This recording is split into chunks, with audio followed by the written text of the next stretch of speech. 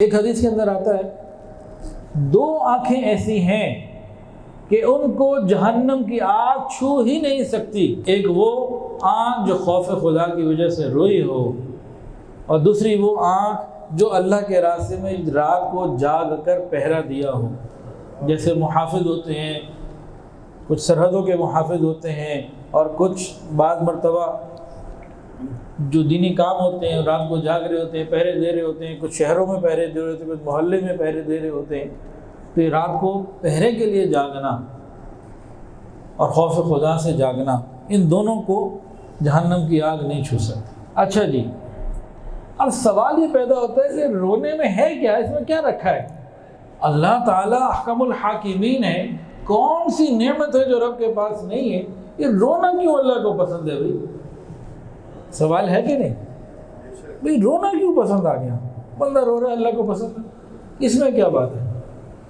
اللہ تعالیٰ کے پاس تو وما یعلم جنود ربک الا ھو، اتنے دستے ہیں اور لشکر ہیں، اتنے قسم کے ہیں کہ گنتی اللہ کے سوا کوئی نہیں جانتا.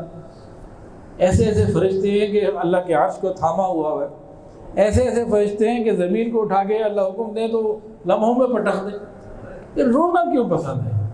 علماء نے اس کی وجہ لکھی.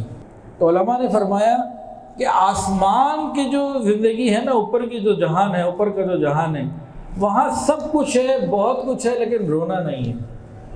فرشتے سب کچھ کر سکتے ہیں، بہت کچھ عبادت کر سکتے ہیں، بڑے کام کر سکتے ہیں، لیکن ندامت کے آنسو فرشتوں کے پاس نہیں.